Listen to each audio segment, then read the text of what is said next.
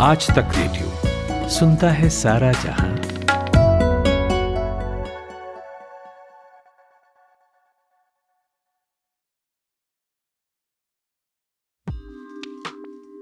बारह जनवरी 2023 ऑस्ट्रेलिया के मेलबर्न में स्वामी नारायण मंदिर पर हमला किया गया।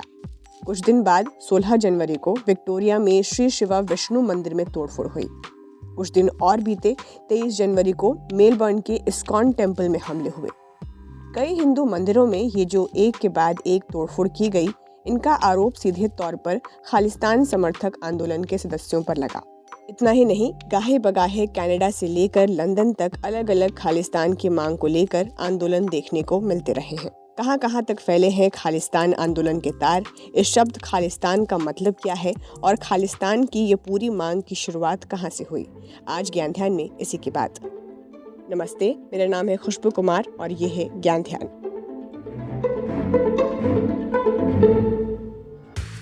इतिहास के इस पन्ने को समझने के लिए याद करिए 1980 का वो दशक, जब पंजाब में हिंसक घटनाएं बढ़ने लगी।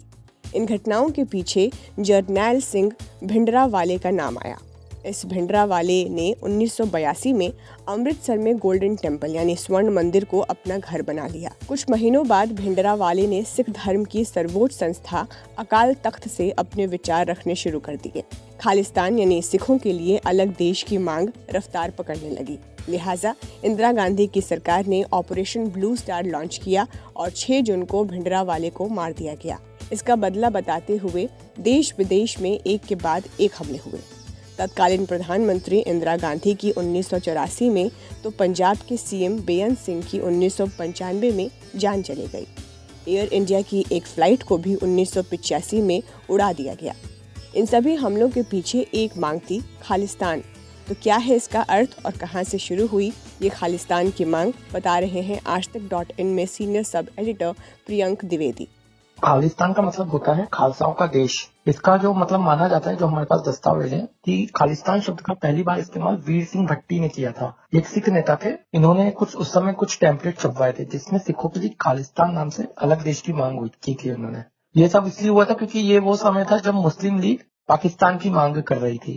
तो इसके जवाब में इन्होंने खालिस्तान शब्द का इस्तेमाल किया था। और इससे और थोड़ा पहले हम जाएं तो इसका इतिहास हमें मिलता है 31 दिसंबर 1929 से। उस दिन कांग्रेस का अधिवेशन हुआ था लाहौर में। उस समय मोतीलाल नेहरू ने पूर्ण स्वराज्य की मांग की। उनकी इस मांग का 3 लोगों ने विरोध किया था, 3 समूहों ने। उसमें एक थे मोहम्मद अली जिन्ना की मुस्लिम लीग, दूसरा था भीमराव अंबेडकर की अगुवाई वाला दलित समूह और तीसरा मास्टर तारा सिंह का शिरोमणि अकाली दल। तारा सिंह ने पहली बार सिखों के लिए अलग राज्य की मांग की थी। और जब बंटवारा हुआ और भारत और पाकिस्तान अलग देश बन गए तो उस बंटवारे ने पंजाब को भी 2 हिस्सों में बांट दिया था। एक पाकिस्तान के पास गया हिस्सा, दूसरा हिस्सा भारत में रहा। इसके बाद अकाली दल ने सिखों के लिए अलग राज्य की मांग और तेज कर दी। इसी मांग को लेकर 1947 में पंजाबी सूबा आंदोलन शुरू हुआ। ये आंदोलन लगभग 19 साल तक चलता रहा। आखिरकार 1966 में, उस समय इंदिरा गांधी प्रधानमंत्री थी, उन्होंने इस मांग को माना और एक कानून बना, जिसके बाद पंजाब 3 हिस्सों में बटा। सिखों के लिए पंजाब, हिंदी बोलने वालों के लिए हरियाणा और तीसरा चंडीगढ़। तो हुआ ये कि 1966 में इंदिरा गांधी ने सिखों के लिए अलग प्रदेश तो बना दिया। इससे कुछ तक तो शांति रही, लेकिन विरोध के सुर अंदर ही अंदर उठ भी रहे थे। अलग अलग प्रदेश बनने के बाद 1969 में पंजाब में विधानसभा चुनाव हुए। इस चुनाव में टांडा विधानसभा सीट से रिपब्लिक पार्टी ऑफ इंडिया के उम्मीदवार जगजीत सिंह चौहान भी खड़े हुए, लेकिन वे हार गए। चुनाव हारने के 2 साल बाद जगजीत सिंह चौहान ब्रिटेन चले गए और वहां जाकर खालिस्तान आंदोलन की शुरुआत की। 1971 में चौहान ने न्यूयॉर्क टाइम्स में खालिस्तान आंदोलन के लिए फंडिंग की मांग करते हुए एक विज्ञापन भी दिया। 1977 में चौहान भारत लौटे और 1979 में वापस ब्रिटेन चले गए। वहां जाकर उन्होंने खालिस्तान नेशनल काउंसिल की स्थापना की। इसके बाद चौहान ने एक कैबिनेट बनाई और खुद को रिपब्लिक ऑफ खालिस्तान का राष्ट्रपति घोषित कर दिया।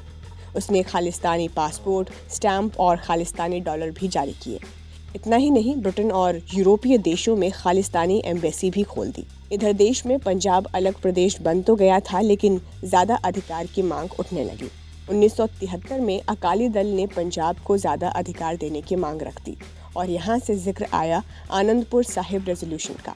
तो क्या था ये रेजोल्यूशन, प्रियंक द्विवेदी बताते हैं। 1966 में पंजाब बन तो गया अलग राज्य, लेकिन उसके बाद फिर और ज्यादा अधिकार देने की मांग उठने लगी। 1973 में अकाली दल ने पहली बार पंजाब को ज्यादा अधिकार देने की मांग रखी। इसके लिए 1973 और 1978 दो बार आनंदपुर साहिब प्रस्ताव पास किया गया। इसमें पंजाब को ज्यादा अधिकार देने के कुछ सुझाव थे, जैसे सुझाया गया कि केंद्र सरकार सिर्फ रक्षा, विदेश नीति, संचार और मुद्रा तक अधिकार रखे, बाकी सारे मामलों पर राज्य सरकार का अधिकार हो। कुल मिलाकर एक तरह से वो था कि पंजाब को और ज्यादा स्वायत्ता मिल जाए। इसमें अलग देश बनाने की बात नहीं कही गई थी। तो ये था, हालांकि इस मांग को कभी माना नहीं गया, आनंदपुर साहिब प्रस्ताव को कभी ये लागू नहीं हो पाया। तो ये था आज का ज्ञान ध्यान, जिसमें हमने खालिस्तान से जुड़े अलग अलग आयामों की बात की।